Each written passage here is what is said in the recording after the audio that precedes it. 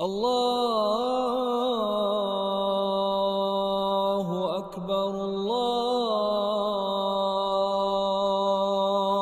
akbar. Мынандай бір әдемі хадиске келейік. Бас жағы өте әдемі басталады да, аяқ жағы өте қауіпті аяқталады.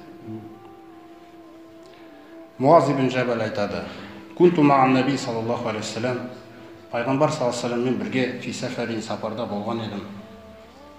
Фа асбахту яуман қорибан минху. Сол сапарда пайғамбарымыздың қасына бүйтіп келе беруден ұялатын ғой олар. Дәл сол сапарда қасында болып қалдым дейді. Қараңыздаршы. Ва нахну насир, жол жүріп бара жатырмыз. Сөйтіп сұрадым дейді пайғамбар саллаллаху алейхи вассаламнан. Фақулту я Расулаллах, ахбирни би амалин юдхилни ал-джанна ва юбаидуни анин-нар. Ей Аллахтың елшісі, маған жәннатқа кіргізетін және тозақтан алыстатын бір амал туралы хабар беріңізші дейді. Сонда пайғамбарымыз саллаллаху алейхи вассалам: "Лақад саалтани ан азимин", сен өте үлкен нәрсені сұрадың ғой дейді. Сұрақтың үлкенін көрсетіп отыр да. Мұсылманның негізгі мұңы жәннатқа не кіргізеді, тозақтан не құтқарады деген сұрақ сізде көбірек болу керек. Сонда жаңағындай нәрселерден аман қаламыз. Сонда пайғамбарымыз саллаллаху алейхи вассалам айтады: "Ва иннаху ла ясирун ала ман яссарахуллаху алейхи". Мен саған қазір бір амалдарды айтам, кімге Аллах тағала сәттілік қаласа, сол адамға оның орындау жеңіл болады дейді. Та'будуллах, Аллаға құлшылық қыласың. Ва ла тушрик бихи шайян, оған еш нәрсені серік қоспайсың. Ва туқимус сала, намазды тұрақты атқарасың. Ва тутти зака, зекетті төлейсің. Байлық соған жаңағы жетсе дәулетіңіз. Ва тасуму рамадан, Рамазан айының оразасын ұстайсың. Ва тахуджул байта, Кабаға қажылық жасайсың. Жақсы бастап келе жатыр. Бұл амалдар көп мұсылмандарда бар. Сосын пайғамбарымыз саллаллаху алейхи вассалам айтады, тақырып ақыры ашылды: "Ала адуллука ала абуабил хойри", мен саған жақсылықтың есіктеріне сілтейін бе? Әрине, Аллахтың елшісі. Ас-сауму джунна, ораза ұстаған сайын, ораза сені бүкіл жамандықтан қалқалайды дейді. Вас-садақа, егер садақа беретін болсаң, тутфиул хатия, жасаған күнәңді өшіріп әкетеді дейді. Кама ютфиул маун нара, су отты өшіргендей. Ва салатур раджули мин жауфил лейли, сондай-ақ ер адам түн ортасындағы намазды дамытпау керек дейді. Сумма қала, сосын пайғамбарымыз саллаллаху алейхи вассалам айтады: "Ала ухбирука би ра'сил амри куллихи ва амудихи ва зирвати санамихи", мен саған бүкіл істің басы туралы айтып берейін да, сол істің негізі туралы айтып берейін, іргетасы, және сол істің шаңырағы туралы айтып берейін дейді. Әрине, Аллахтың елшісі. Ра'сул амри ислам. Бүкіл істің басы неден басталады? Исламнан, ислам мағынасынан басталады. Исламның негіздері. Осының тірегі дейді, іргетасы намаз дейді. Кімнің намазы тірі, діні тірі деген сөз. Одан кейін осы іргетасты енді қорғау керек. Соқтан оны шаңырақ деп атаған пайғамбарымыз саллаллаху алейхи вассалам. Шаңырағы жихад дейді. Көрдіңіз бе қандай мәселе? Яғни хақты күзету. Хақты айналаңызға жаю деген мағына. Осы жерге дейін әдемі келді да, сосын пайғамбарымыз саллаллаху алейхи вассалам мынандай сөзді айтады: "Ала ухбирука би малаки залика куллихи". Осы нәрсенің барлығының күні қай нәрсеге қарап тұрғанын айтайын ба дейді. Яғни егер ол нәрсе бұзылса, жаңағының бәрі күреді, болды, жоқ. Егер де ол жақсы болса, онда ананың бәрі сау болады. Осы нәрсені жаңағы негізін айтайын ба деген кезде Билал айтады, Муаз ибн Жабал: "Әрине, пайғамбар саллаллаху алейхи вассалам". Сонда пайғамбарымыз саллаллаху алейхи вассалам тілін шығарып көрсеткен екен. Қараңыздар. Жаңағы амалдар, қаншама амал сіз жасап келе жатқан. Сосын тілін кәдімгідей шығарып көрсеткен да, адам түсінсін, ұғынсын деп. Бір тіл деп айта салмаған. Фаахаза билисаниhi, өзінің тілін шығарып айтқан. Куффа алейка хаза, мынаны тый, ей Муаз дейді. Мынаны тый. Сонда Муаз оған дейін бұндай нәрсені ойламаған, қауіпті, мынандай сөйлем айтады. Я Расулаллах, инна ла муахазуна бима натакалламу бихи. Әрбір сөйлеген сөздеріміз үшін сазайын тартамыз ба? Жазасын тартамыз ба сондай дейді. Сәкилатка умука я Муаз, ей Муаз-ай деп айтады. Қараңыздар. Сонда Пайғамбарымыз саллаллаху алейхи тілдің жаңағы зиянын айтады хадистің соңында. Хал якуббу наса фин-нар ала уджухихим ва ала манаkhirihim илля хасаиду алсинатихим. Ей Муаз-ай, адамдарды тозаққа қарай құлататын жүздерімен, мұрындарымен тозаққа қарай құлататын тілінің жемістері ғана емес па дейді. Көріңіз, қараңыз. Бітті. Енді істеп жатқан амалдарының бәрінің бағасы қай жаққа тәуелді? Тілге. Неге тіл сондай маңызды? Алла Тағала мысалы Құранда жәннатты сипаттап келеді де, көптеген аяттарда. Ла тасмағу фиха лагия дейді. Қараңыздар, жәннатты әдемі сипаттарын береді де, сосын тілді міндетті түрде қосады жәннаттың ішіне әрдайым. Ей Мұхаммед, сен жәннатта лақпа сөз естімейсің дейді. Лақпа сөз деген сөз, жаңағы сөздің бәрін қамтитын нәрсе ғой, мағына. Өтірік, жала, жәннатта жоқ дейді. Жәннат деген үлкен мәдениет. Үлкен керемет, биік мәдениет ол. Адам баласы көрмеген ондай нәрсені. Сондағы жаңағы тілдің өзін Алла Тағала сол жақта сипаттап отыр. Тіл деген мәселенің өзін маңызды қылып отыр жәннатта.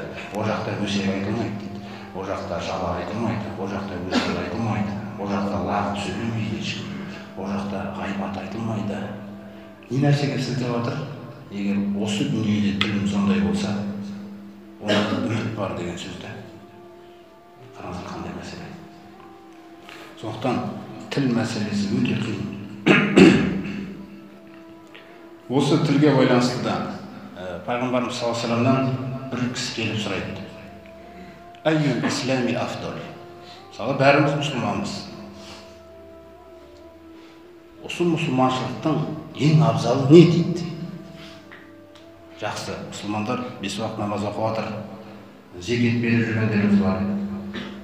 Жақсылықтар жасап жүргендеріміз бар біреулерге. Рамазан айында ораза ұстаймыз. Қажылыққа барып жүргендеріміз бар.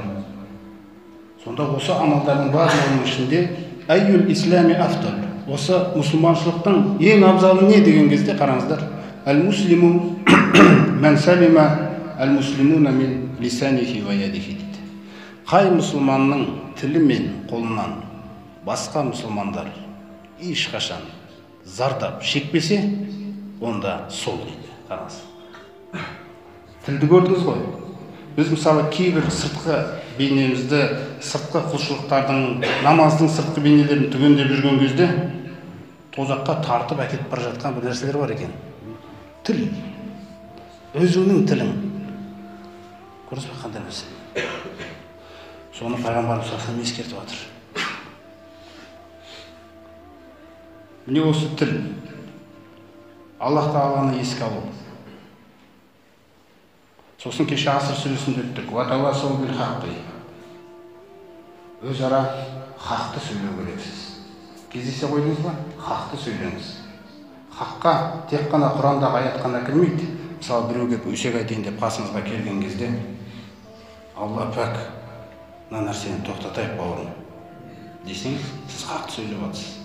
Сіз арқылы ол үйренеді. Сөйтіп тағы біреуге барады, ол да сөйтіп сөйлесе. Үшіншісіне барады, ол да сөйтіп сөйлесе. Осылай өзгереді адам. А компаньонды табыла берсе, ол дами береді ары қарай. Көрдіңіз ғой, тілдің жемістері адамды сонша алдап тастаған, адам бәрін дұрыс істеп жатырмын деп ойлайды. Пайғамбарымыз саллаллаху алейхи вассаламға бір кісілер келіп айтады, я Аллахтың елшісі, осындай бір әйел затын танимыз. Түні бойы намаз оқиды. Садақаға өте үлкен нәрселерді береді дейді. анау мынау нәрсе емес. Нәпіл оразалар ұстайды дейді. Бірақ тілінен адамдар зиян шегеді дейді. Сонда өздеріңіз ойлаңыздаршы, бүйтіп батыл айтуға да біз мысалы біздің батылымыз жетпейді, бірақ пайғамбарымыз саллаллаху алейхи вассалам сол жерде кесіп айтады. Хия финнар дейді. Ол әйел отта дейді. Қараңыз сонда. Жаңағы құлшылықтар ше. Өйткені мәселе ислам деген тек қана Алла Тағаланың алдындағы парыздарды намаз сияқты орындап, зекет сияқты орындап, сосын адамдармен ойымызға келгенше жүре беру емес ол. Ислам қоғамға келген дін. Көрдіңіз бе қандай мәселе? Сосын бір әйел кісіні айтады, тағы бір әйел кісі бар. Парыздарын атқарады, нәпілдерді көп атқарамайды, нәпіл оразаларды көп ұстай алмайды. Беретін садақасы да мардымсыз дейді. Бірақ адамдар ол туралы жақсы сөйлейді дейді. Ол жәннатта дейді, өзіңіз ойлаңыз. Көрдіңіз ғой? Тіл бүкіл амалыңызды жоққа жіберуі мүмкін ертең. Тілдің жемісі. Сондықтан мына ислам деген мәселені көріп тұрсыздар. Өзі исламмен басталады. Ислам деген үлкен шеңбер, Алланың кеңшілігі бұл. Қараңыздар. Мысалы бір бәдәуилар Мекке ашылғаннан кейін келіп, қолател арабу аманна деген. Пайғамбарымыз саллаллаху алейхи вассаламға бір бәдәуи көшпенді арабтар келіп, біз иман келтірдік деген. Қолател арабу аманна. Біз иман келтірдік деген. Иманның шеңберін айтып жатыр да. Сонда пайғамбарымыз саллаллаху алейхи вассалам аят түседі. Кул, айт оларға, ләм туъмину, иман келтірмедіңдер әлі. Валакин қулу аслямна, бірақ исламға кірдік деп айта беріңдер дейді. Ислам бірінші қабат қой. Одан кейін иман деген қабат. 3 қабаттан тұрады өзі жалпы исламдық. Үшіншісі ихсан. Көрдіңіз бе қандай мәселе? Ихсан деген сөз еркіңді, нәпсіңді жеңгенсің деген сөз. Тіл Алла қалай ұнады, солай ғана сөйлейді ол тіл. Дін тәрбиеленген. Көз Алла қай жақтан атады, сол жақта ғана жүреді. Құлақ Алла Тағала қай жақтан атады, сол жақта ғана жүреді. Бұл биік шыңы. Ғұмыр, кешегі Аср сүресінде айтқандай, ғұмыр сізге берілген кезде сол жаққа қарай жетуге берілген. Ал біз жаңағыдай исламдан шеңберінде жүргендіктен алданып жүрміз. Көрдіңіз ғой? Біз өзімізше танып алған ислам. Жаңа бұрынғы әдеттерімізбен, сөздерімізбен қарасақ, ғайбат араласқан біздің исламда. Өсек араласқан, қараңыздар. Көрдіңіз бе? Жала жаба салуда араласқан, даттай салуда араласқан бір жерде. Сөйлеспей қою деген бірнеше күндер мысалы. Пайғамбарымыз саллаллаху алейхи вассалам түсіндіріп жатқан исламда тілімен, қолынан ешкім зиян шекпеу керек дейді. Сондықтан сіздің ислами күйіңіз, сіз қанағаттанып алған күй. Сіз қанағаттанған. Раббың қанағаттанбаған өмір. Осыны сіз өзіңіздің жаңағы санаңызға қарай егу керексіз. Сондықтан иман мәселесі жұмыс істемегеннен кейін жаңағындай сөздер шыға береді. Сондықтан пайғамбарымыз саллаллаху алейхи вассалам көп сондай амалдар көбейіп кеткен кезде өсек сөздер әртүрлі. Халықты жинап алып мынандай сөз айтқан екен. Я махшара ман амана билисанихи ва лам ядхулил иману қалбаху. Ей тілдерімен иман келтіргендер, жүректеріне иман қонбағандар. Қараңыздар. Ла та'табул муслимин. Мұсылмандардың сырттарынан сөйлемеңдер. Ғайбаттамаңдар. Вала таттабиу ауратихим. Олардың айыптарын тінтімеңдер. Іздемеңдер олардың кемшіліктерін. Сосын қауіпті ескертумен аяқталады хадис. Ва иннаху ман иттаба'a ауратихим яттаби'уллаху ауратаху. Егер де кім мұсылмандардың айыптарын тінтіп зерттейтін болса, Аллах Тағала оның айыбын тінтеді дейді. Қараңыз.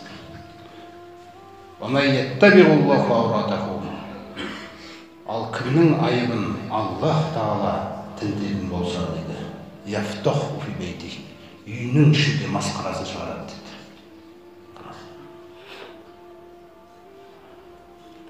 Көрдіңіздер қандай мәселе. Сондықтан ғайбат пен өсек неден туады? Ғайбат пен өсек бұл жек көрушіліктен туады. А мұсылманды жек көруге пайғамбарымыз рұқсат бермеген. Тіпті ла юъмину ахадукум хатта юхибба ли ахихи ма юхиббу ли нафсихи деп мынандай ескерту берген. Ешкім сендерден иман келтіре алмайды дейді. Өзіне жақсы көрген нәрсені бауырына да жақсы көрмейінше. Мысалы, сіз қалайсыз, сіздің сыртыңыздан біреу сөйлеп жатқанда? Олай болса, сізге де келіп біреу туралы сөйлеп жатқан кезде дереу тоқтатыңыз. Қорғаңыз бауырыңыздың ар намысын. Сонда Аллах Тағала сізді қорғайды қияметте. Жасыр оның айыбын. Раббың жасырады сенікін. Адамдардікін тінткенмен неге адам өзінікін тінтпейді? Неге өзінің ақтармайды адам? Егер өзіңіздікін ақтаратын болсаңыз, сіз адамдарды жек көру деген сипаттан айығасыз. Өйткені жетеді мына жақта жек көріліп жатқан нәрселер. Іште. Көрдіңіз бе?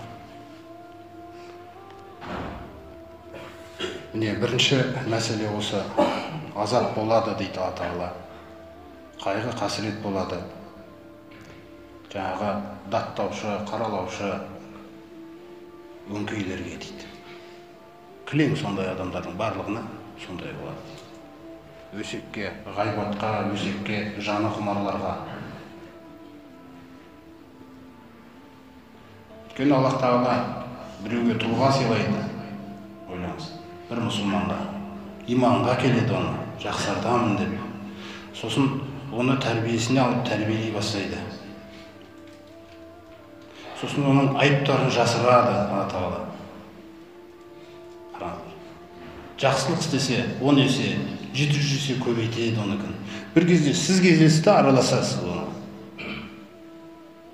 Кім рұқсат берді? Ол Раббыңның құлы. Кім рұқсат берді? Өзіңмен айналыс. Көрдіңіз бе қандай мәселе? Алла Тағаланың оған дайындап жатқан мінездемесінде нең бар сенің? Сондықтан сөйлейтін кезде жаңа айтылғандай мәдениет деген нәрсе. Мысалы, қоғамда алданамыз көп нәрседе. Мысалы, біреу өлең жазады, біреу жаңағындай терме жазады, кітаптар жазады, немесе бір өзінің саласында бір жақсы сөздер айтады. Біз айтамыз мәдениетті деп. Біз алдаймыз. Сауатты, қабілетті, дарынды десеңіз болады. Қашан мәдениетті деп аталады?